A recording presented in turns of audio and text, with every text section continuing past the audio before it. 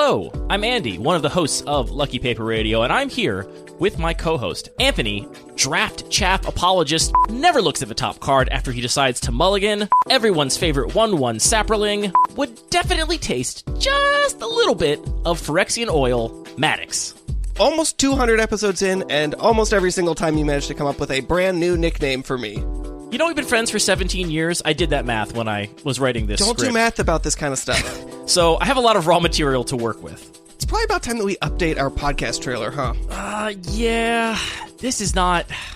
I put this off because it's just not... We're not good at this. We're so much better at just having a normal, casual, unplanned conversation. These things always sound so scripted and fake. Okay, let's not overthink it then. Let's just tell people that Lucky Paper Radio is a weekly podcast about Magic the Gathering and how to get the most out of our favorite game. We're both deeply invested in Magic, but neither of us play any actual constructed formats. We also only play in paper because the social aspect of the game is really important to both of us, and we both spend too much time staring at computers already. As a result, our one true love in Magic is Cube.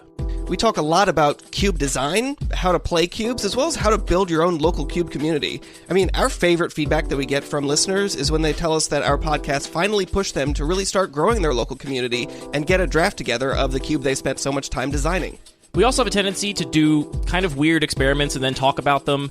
Like Anthony famously designed a cube where all of the spells and abilities cost 2 generic mana less, which makes some unexpected cards quite broken. And recently, I've been working on a cube where the only creatures are 100 copies of the card Ornithopter, so normal stuff. Lots of our episodes are about broad topics that are relevant to however you play Magic, but sometimes we do go really deep on narrow topics. Like one time we recorded an entire episode just about the card Brainstorm, literally over an hour about Brainstorm. Or how do we synthesize our play experience into card evaluation? We even have a multi-year still unresolved argument about just what tempo even is.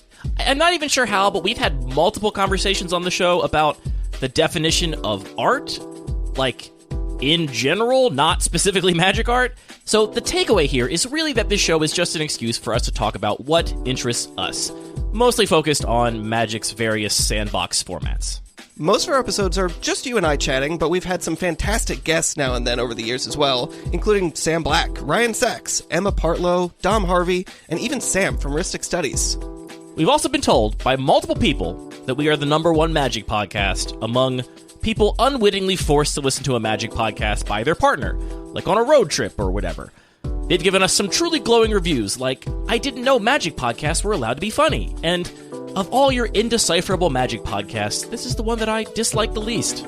We release a new episode every single Monday, so check us out on luckypaper.co or wherever you find your podcasts.